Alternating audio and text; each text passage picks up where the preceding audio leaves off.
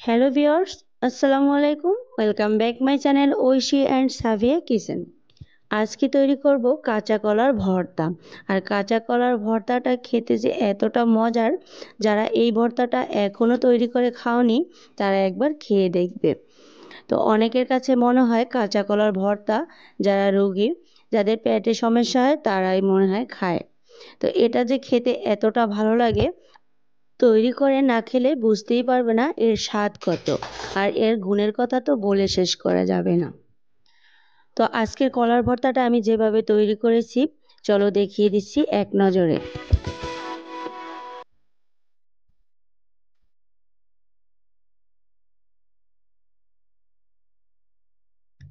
তো কলার ভর্তা তৈরি করার জন্য আমি এখানে 3টা কলা নিচ্ছি, দেখতেই পাচ্ছ কাঁচকলা। আর এই কলার বোটাগুলো আমি ফেলে একটু ছোট করে কেটে নেব। আমি একটা কলা 3 টুকরো করে নিচ্ছি, তোমরা তোমাদের সুবিধা অনুযায়ী কেটে নেবে। তো এবার ভালোভাবে ধুয়ে নেব, আর ধুয়ে একটু পানি দিয়ে চুলায় বসিয়ে দেব। আর কলাটাকে খুব ভালোভাবে সিদ্ধ করে নেব। কলা কিন্তু সিদ্ধ হতে খুব বেশি সময় লাগে না। আর কলাতে কিন্তু প্রচুর পরিমাণ আয়রন থাকে। আর এর জন্য এই কলা সিদ্ধ করার সময় পানিটা কিন্তু কালচে হয়ে যাবে।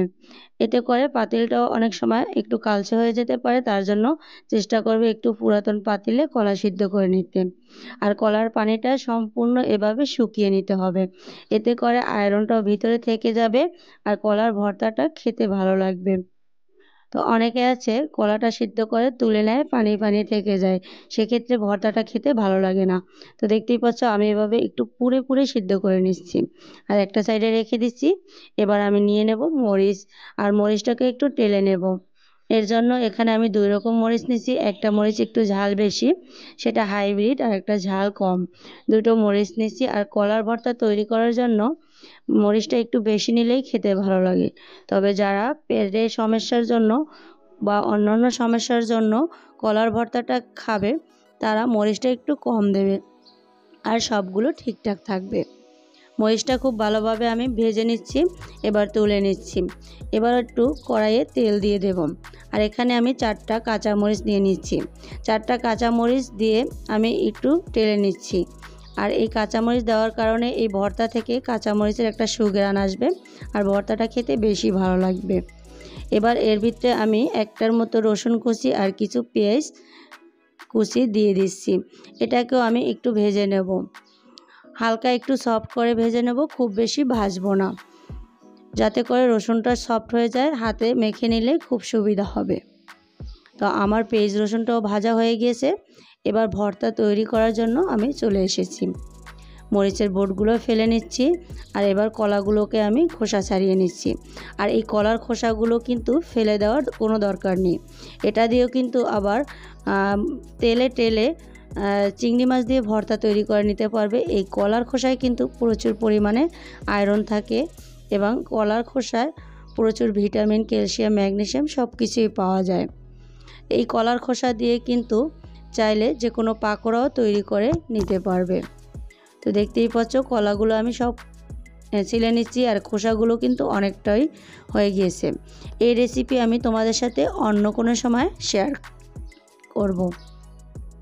এবার আমি এর ভিতরে স্বাদ মতো দিয়ে দিচ্ছি লবণ, আর কাঁচামরিচটাকে একটু ভেঙে নিচ্ছি, আধা ভাঙা করে মেখে নিচ্ছি। আর রসুনটাকেও একটু ডলে ডলে যতটা সম্ভব ভেঙে নেব। এভাবে একটু কষলিয়ে নিচ্ছি পেঁয়াজ, রসুন আর মরিচটাকে। এবার শুকনো মরিচটাকেও আমি ভালোভাবে এর সাথে মিশিয়ে নেব, খুব ভালোভাবে এভাবে গুঁড়ো করে নেব। তবে যারা হাতের জ্বলার ভয় আছে তারা এই পর্যায়ে হাতে পলিথিন কিংবা গ্লোভস লাগিয়ে নেবে। তো এভাবে ভালোভাবে মরিচটাও আমার মাখা হয়ে গিয়েছে। ভর্তা কিন্তু মাখা যত ভালোভাবে হবে, ভর্তা খেতে ততটাই ভালো লাগবে। এবার কলাটাও কিন্তু আমি এর সাথে চটকে নেব। খুব ভালোভাবে ভর্তাটা এভাবে চটকে নেওয়া হয়ে গিয়েছে আমার। তো দেখতেই পাচ্ছ এবার আমার ভর্তাটা তৈরি হয়ে গিয়েছে। এবার এর ভিতরে আমি একটু বেশি করে সরিষার তেল দিয়ে দেব। আর এই বেশি করে সরিষার তেল দেওয়ার কারণে এই ভর্তাটা খেতে ভালো লাগবে, আর ভর্তাটা অনেক বেশি সফট হবে। এই ভর্তাটা সারাদিন রেখে দেওয়ার পরও কিন্তু শক্ত হয়ে যাবে না, এভাবে একদম সফট থাকবে। মনে হবে যে ভর্তাটা এইমাত্র তৈরি করা হয়ে গিয়েছে। এবার গরম গরম এই ভর্তাটা গরম ভাতের সাথে কিংবা খিচুড়ি পোলাও সবটার সাথে বেশ জমে যাবে।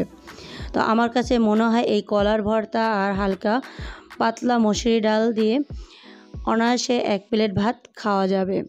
তো এই ভর্তাটা সবার কাছেই পছন্দ হবে, আশা করছি একবার হলেও তৈরি করবে। আর আজকের ভিডিওটি আমি আশা করছি তোমাদের কাছে ভালো লেগেছে। ভালো লাগলে অবশ্যই আমার চ্যানেলটি সাবস্ক্রাইব করবে আর আমার পেজে দেখে থাকলে পেজটিকে ফলো রাখবে আর অল নোটিফিকেশনে ক্লিক করে রাখবে, যাতে করে নতুন কোনো ভিডিও দিলে সঙ্গে সঙ্গে তোমরা সেটা পেয়ে যাবে। তো এই ভর্তাটা একবার তৈরি করে নর্মাল ফ্রিজে রেখে 2 দিন পর্যন্ত খাওয়া যাবে। এটা বক্সে করে রেখে দেবে, খেতে কিন্তু ভীষণ ভালো লাগবে। এই ভর্তাটা আমি মাঝে মাঝেই তৈরি করি, আমার কাছে এই ভর্তাটা এখন অনেকটাই প্রিয়। তো আশা করছি আজকের ভিডিও তোমাদের ভালো লেগেছে। তো আজ এ পর্যন্ত বিদায় নিচ্ছি।